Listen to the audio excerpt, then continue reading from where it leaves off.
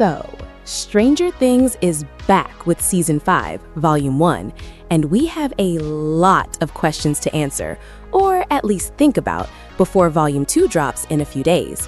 Like, why is Vecna kidnapping 12 kids? What's with the number 12? Is he even the main villain anymore?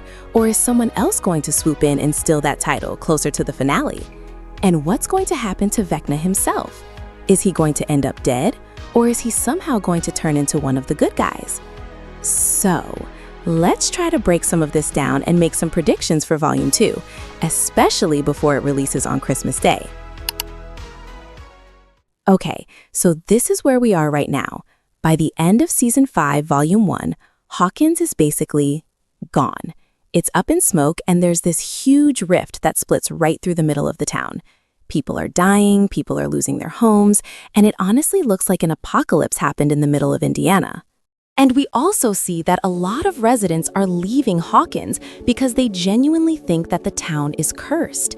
And all of this is because Vecna is trying to do what he's been trying to do for a while now, merge the upside down with the real world. He believes that humans are weak and useless, and if they were to integrate with him, be part of the same creature, so to speak, that would make the world much better. And that's because in Vecna's mind, what he is doing isn't destruction. It's some messed up version of evolution. And the way he's doing it is by creating these gates, like portals between the upside down and our world, by killing people with his psychic powers. To make matters worse, before killing them, he also psychologically destroys them first. He makes them relive their worst memories, their trauma, their shame, their guilt. Like he rips open their mind open first, and then he kills them, which also makes the death feel almost justified in his head.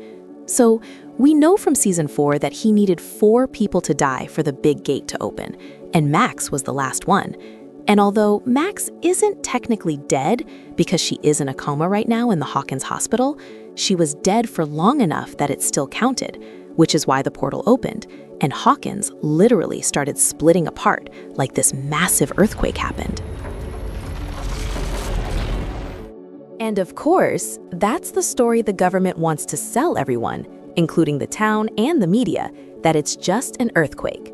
But the Hawkins kids and the adults who know that's not what happened. So at the start of Season 5, the kids, plus the few grown-ups who actually know what's going on, who know about Vecna, Demogorgons, the Upside Down, are trying to save the world by sneaking into the Upside Down and hunting Vecna. And this is by far the best episode 1 of any season for me, because it starts so strong. There is no time waste or any dragging. Instead, we are thrown straight into chaos.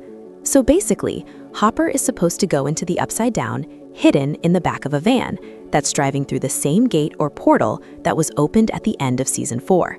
And that van is supposed to go to this military research facility inside the Upside Down, something the government set up to study what's been happening in Hawkins. Meanwhile, the entire town of Hawkins is under lockdown. But obviously, that doesn't stop our heroes from being reckless. So Hopper's hidden in the van enters the Upside Down, and immediately everything goes sideways, quite literally. A Demogorgon attacks the convoy, but Hopper somehow escapes. And then, because of Will and his access to the hive mind, because we know from Season 2 that although Will escaped the Upside Down in Season 1, there was some part of him that was still connected to that world, even after the Mind Flayer materials were removed from him by Joyce, Nancy, and Jonathan. So because of the hive mind, meaning all the creatures in Upside Down connected to the Mind Flayer share a similar source of energy, Will has flashes of vision that the Demogorgon is heading straight for the Wheeler house. This was enough for Nancy and Eleven to leave the hideout and show up just in time to save Mr. and Mrs. Wheeler, but they are both already in a very bad condition. We also see that Nancy's sister, Holly, has been kidnapped by the Demogorgon, and our team suspects that Vecna is planning something. This kind of starts to feel super personal, especially for Nancy, because her entire family is now in danger within a span of a couple of hours. But at the hospital, we also learn from Mrs. Wheeler, who was in no shape to talk, but manages to communicate anyway about the identity of a Mr. Whatsit, an apparently imaginary figure that Holly has been talking to quite consistently. Mrs. Wheeler also tells Nancy and Mike that Mr. Whatsit's actual name is Henry, who was none other than Vecna or One. Apparently, Henry has been appearing like a friendly figure in front of all these kids, talking to them like an imaginary friend that no one else can see, warning them about monsters and Hawkins and how he is the only one who can protect them. And we know this through Will too, because Will keeps getting these visions where he's basically seeing everything from the point of view of the kid who's about to get taken. Robin kind of explains this in terms of the strength of a signal, in the sense that the nearer it is to the source, the stronger the signal will be. So the closer Will is to Vecna, he can sense what Vecna is thinking or what he is planning. I guess the hive mind that Will is a part of becomes more connected when he is closer to the source. So anyway, we realize that Vecna is targeting 12 kids, where he has appeared as Mr. Whatsit, a friendly figure, just like it happened with Holly. But the bigger plan is not to kill these kids, but to kidnap them. But why would he kidnap kids, just like he did with Will in season 1? We will discuss that in the predictions, because in the series, we don't know why yet. But I think I have a pretty good idea of what's to happen. Anyway, our team now devises a new plan to save these kids, but it all goes haywire when Vecna finds out where all the kids are being kept. And what ensues is a big fight between the army, the Demogorgons, and Vecna himself, where we see for the first time that Vecna is in a new form. But we don't know what that really means. But what do you think? Does it mean that he is more powerful now, or that he has new skills? But if that is the case, how did he get that power? Let me know in the comments, because if there's some interesting theory, maybe we can talk about that next time. In this fight, we learned some brand new information, which is that Will can harness Vecna's power now. I mean, I didn't see that coming at all, but I guess it makes sense that if he is part of the hive mind, maybe he can control it too if he tries hard enough and use some of Vecna's powers. We know that this is different from 11, since the way he uses his hands when he picks them up is different than 11 does it, but he looks very powerful nonetheless, and I am pretty sure he will be part of some big fight with Vecna along with 11 in the next few episodes. On the other side of the real world, Hopper and 11 are still in the Upside Down, and we now know that there is some electromagnetic wave that the army is using to cause pain to 11. It doesn't seem to affect Hopper at all, but it does seem to have a strong effect on 11, where she literally cries out in pain. But we also see that in the research facility, there seems to be someone super powerful being hidden there. And 11 is sure that it is Vecna, and if Hopper and 11 can get there, she can kill him and put an end to all this. And after a fight with Dr. K and the military, we see that inside the room, it is not Vecna, but it is 8 who is being held inside. So if you remember, 8 is one of the girls who was in the Hawkins laboratory along with 11.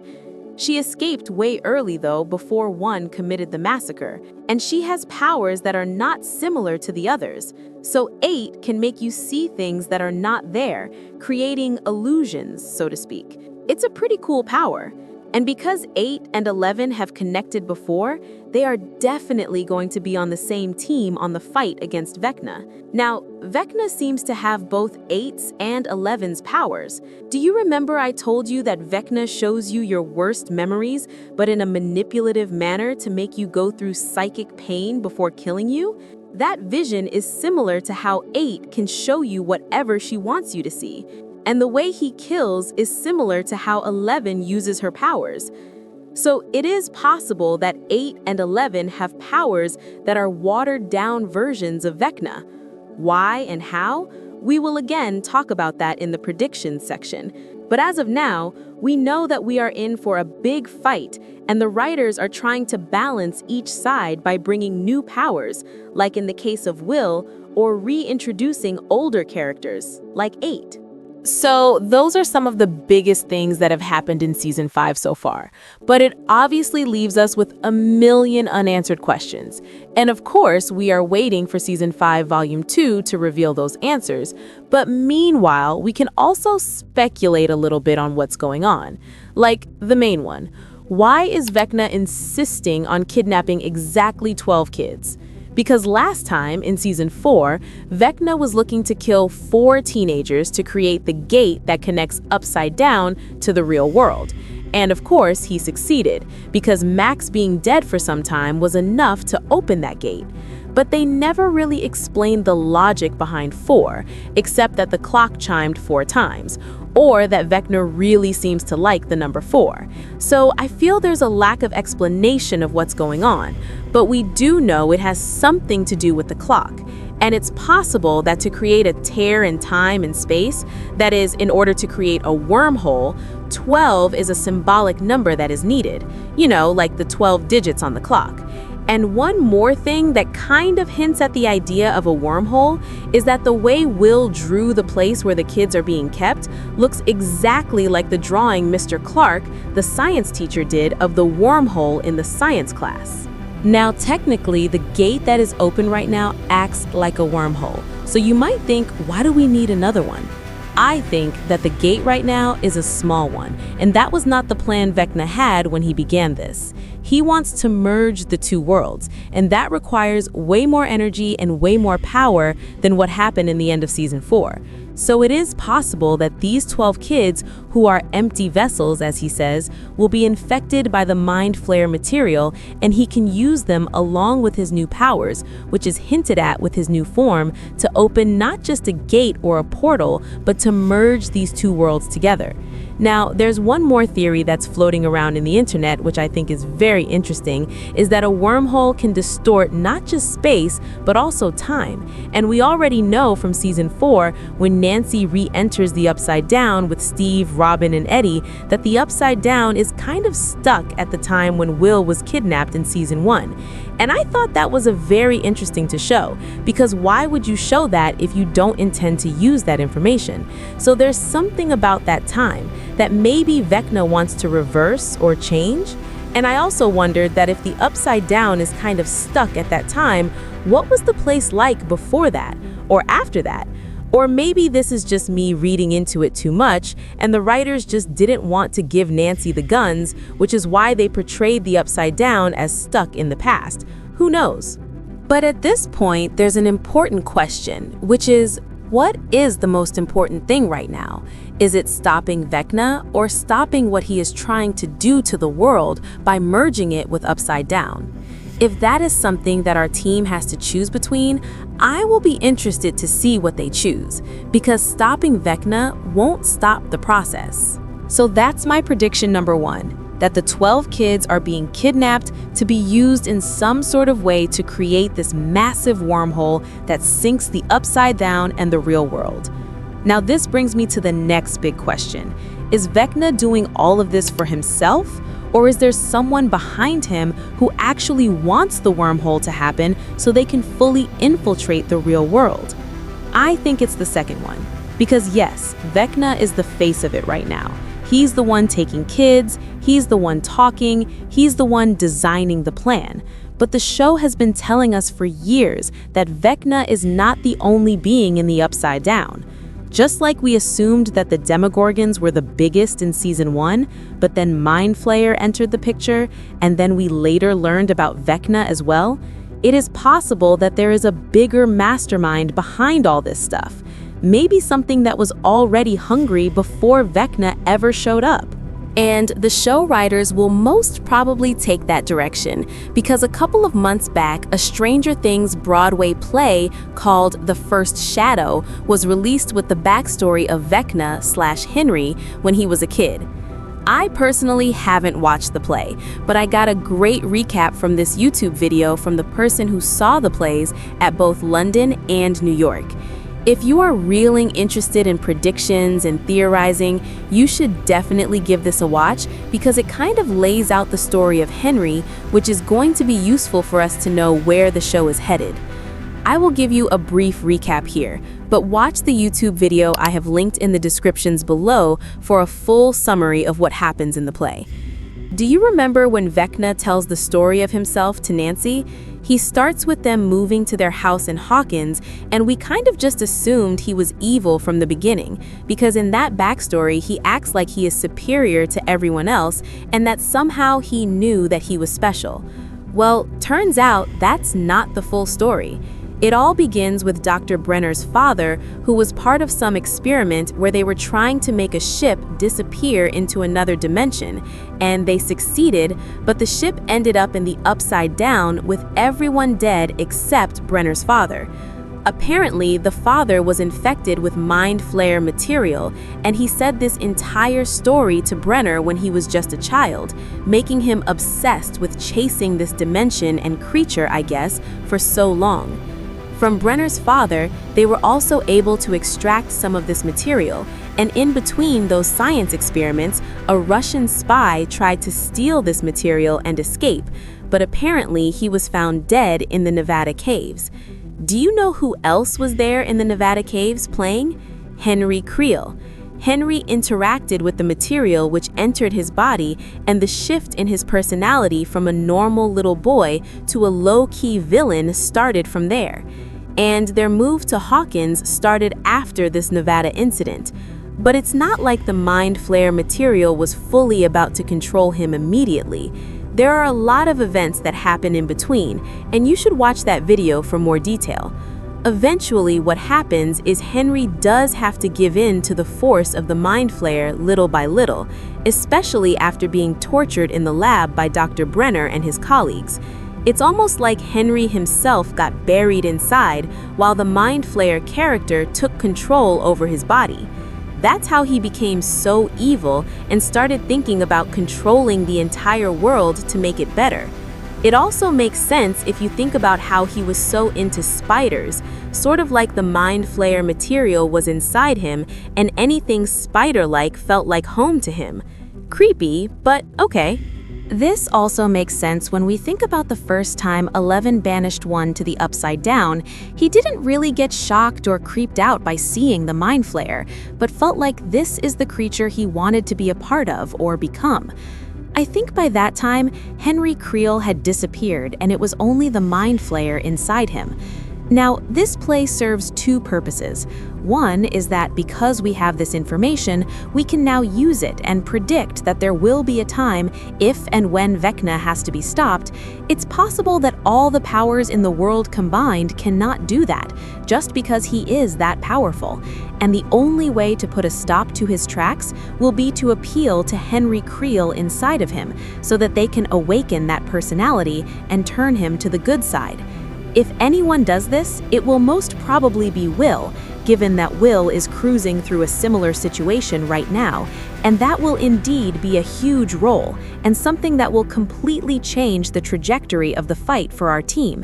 And the only one who can give that information to Will and team is Max, since she has the sole advantage of cruising through his memories in such detail. So Max will have to somehow escape the mind prison she is in right now to come back to reality and help our team. The second purpose is to show that if time passes like this, Will himself can turn into a version of Vecna if he is not careful. In earlier seasons, they talked about the mind flayer material being similar to a virus, and it seems the virus can spread and infiltrate the brain and cause more damage over time, such that Will's personality itself will soon disappear to be replaced by the mind flayer character, just like it happened to Vecna, if all of this doesn't end soon. But is there someone bigger than the mind flayer in the game? If you think about it, the mind flayer has been described as characterless. It has been mostly described as a force that doesn't have much emotions, but it acts like a being or a creature with one sole goal, which is to expand, consume, and control. Which is why Dustin always frames it as the real mastermind. And the show kind of agrees with him, because the mind flayer has been playing the long game since season 2. But can creatures like that play the long game, or is there a human mastermind behind it all? The idea of control is very humanish, So I am not sure whether the Stranger Things writers will take it there, but ultimately, the biggest evil are usually people, not other creatures. Which brings me to my question. Do you think Dr. Brenner acted alone? I've always felt like Brenner had to be answering to someone, military, intelligence, some higher scientific committee, something. Because Hawkins' lab doesn't exist in a vacuum, right? It has to have funding, oversight, chain of command, and we've never fully seen the top of that chain. So what if the bigger villain isn't a bigger monster, but it's an institution, or a person who has been watching this for decades and thinks they can harness it for themselves? It might be Dr. K, who we were introduced to in this season, but that will be an easy answer. And I don't know why I keep thinking about Dr. Owens, because Owens has always been positioned as the good doctor and the one who actually cares. But we also don't fully know what happened to him after the desert situation in season 4. And whenever a show leaves a character's status unclear like that, it's usually for a reason. So I don't know whether Owens is evil, but the door is wide open for him to come back with a role that's not what we expect. So what do you think? Do you think Vecna is actually the final villain? Or do you think the Mind Flayer is the real one pulling the strings? And if there's something bigger than the Mind Flayer, do you think it's a human thing or a creature we still haven't met yet? Let me know if you think there's a better option to be the ultimate villain. Now, the last thing I want to talk about is what's actually going to happen to Vecna and what's going to happen to the team. Because the more I think about it, especially if you keep in mind what happens in the first Shadow, it feels like Henry isn't this pure, born evil villain. Although he has done horrific things and he is responsible for them, but I feel like there's a difference between Henry and Vecna, almost like Henry got swallowed up by something bigger and darker over time. So I honestly think there's going to be some kind of final confrontation where it's not just Eleven versus Vecna, it's also Will versus Vecna. Because Will is the one person who might be able to reach whatever is left of Henry by basically forcing him to face the fact that he still has a choice. Because Will has always been the character who understands what it feels like to be invaded, controlled, used as a vessel. He knows what it's like to have something inside you that you didn't choose. And I can see a moment where Will is trying to show him that he doesn't have to keep doing this, that he can fight it, that he can separate himself from the Mind Flayer instead of becoming its weapon. But eventually, if Mind Flayer has to be truly defeated, irrespective of whether he is the ultimate villain or not, Vecna or Henry or one will have to die. And I think Will have to die too, because since they both have strong concentrations of Mind Flayer material in them, that means to fully get rid of him and to make sure he can never come back, all his vessels will have to die too, including Vecna and Will. I think of this almost like a Harry Potter-esque situation. You know, the neither shall live while the other survives kind of things, because they contain a part of each other in them. As long as Will is alive, there's still a lingering connection, and there's still a piece of the Upside Down inside him. And if the Mind Flayer is as ancient and persistent as the show keeps implying, then as long as there's a tether, it can come back. So in my head, the only way the show truly ends the Upside Down storyline is if Will makes the ultimate sacrifice, which would be horribly heartbreaking. But also, it's a full circle moment, because all of this started with Will in the first place, and it kind of makes sense that it has to end with him too. Now, for everyone else, I'm honestly not sure, but I do think we're losing someone important. My first thought was Steve, because Steve is one of those characters that would absolutely destroy people emotionally if he died, and he's so connected to the kids that it would be devastating. But at the same time, I don't know if they'll do it. Steve is so loved, and he's basically become the emotional glue of the group. But over the seasons, Steve has been teased continuously as being not smart, which at some point they will have to correct that record, because I do think Steve is smart, just not in a conventional way. So if Steve has a big role in the next few episodes, it is also possible that it also gets close to fatal for him. The other theory I keep seeing is Nancy. and you know it is a possibility that something bad might happen to her. The main emotion that Nancy has carried since season 1 is guilt. Ever since the event with Barbara, I don't think she has been able to truly forgive herself. Now on top of that, her parents were attacked and her sister was kidnapped too. In Nancy's vision, even Mike gets hurt because I remember her saying that she saw him walking around with a huge hole in his heart. If all of that happens, which most of it has already happened, Nancy will not hesitate twice to do something dangerous in risk of her life. This will be bad, especially for Jonathan, but right now, her priority is not her relationship, but her family and protecting the world, like we saw in the last few episodes. I also don't know whether something will happen to Mike, because we know Nancy saw something in her vision about Mike being attacked. Mike is also closely connected to the two people who have psychic powers, 11 and Will. So if something happens to Mike, that anger and sadness will be enough to fuel both their powers and destroy whatever is in front of them. But I have to admit, that is kind of a convenient storyline, and Stranger Things does have a lot of convenient storylines, so I guess that's not a surprise. Okay, now we are on to the final section of today's video. So let's talk about the episode titles, because we have them now, and I feel like the titles are basically the show giving us hints about what the arc of Volume 2 is going to be. So episode 5 is called Shock Jock, and I immediately thought of Will, because the first time we really see Will's power activate in season 5, episode 4, is when Mike is about to get attacked. Vecna had provoked him slightly too, but us knowing how much Mike means to Will, I think the writers are telling us that Will can't fully use this power unless something extreme happens, like fear, danger, adrenaline, trauma. So it's possible that episode 5 could be about them realizing that Will has something huge inside him, but he can't just turn it on whenever he wants, which means they're probably going to have to train him, like actually teach him how to use it without needing someone he loves to be seconds away from dying. And also, if Will can control even parts of the hive mind, that becomes a massive advantage.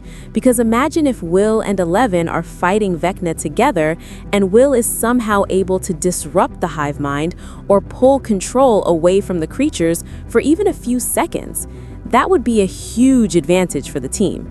So the episode title, Shock Jock, which means saying something provocative to get attention or a result, may be pointing to Will, who needs something provocative to activate his powers, and the team trying to train him to get over that block. Of course, 11 would have been able to help him the most, but she is stuck in the upside down. So I think mostly Mike will be the one spending all that time in training him. Then the next episode is Escape from Camazotz.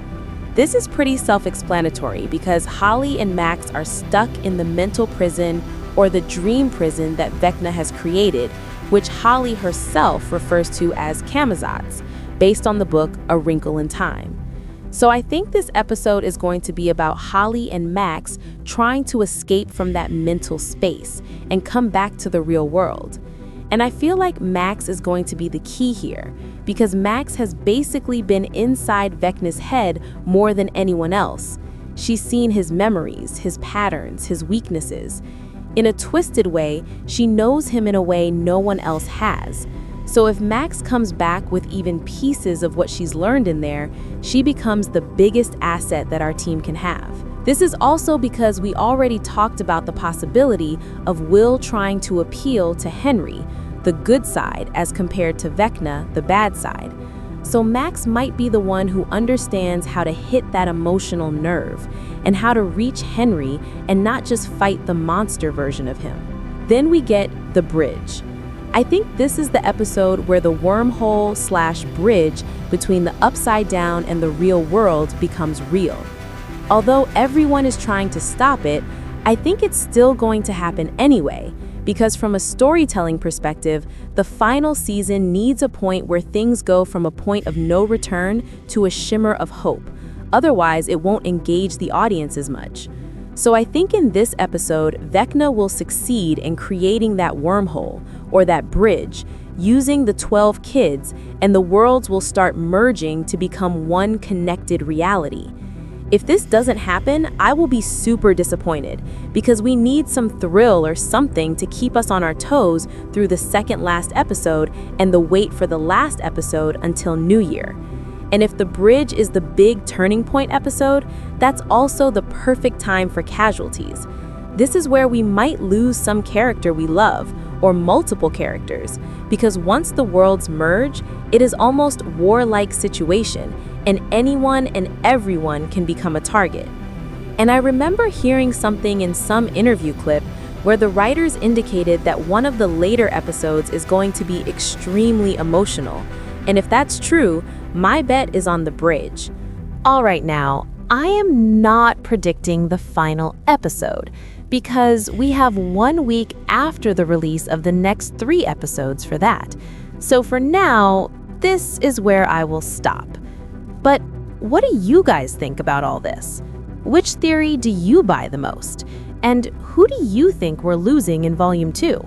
Let me know in the comments. I cannot wait for Season 5, Volume 2 to be released.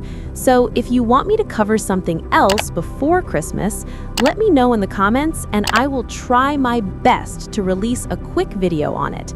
But until then, ciao!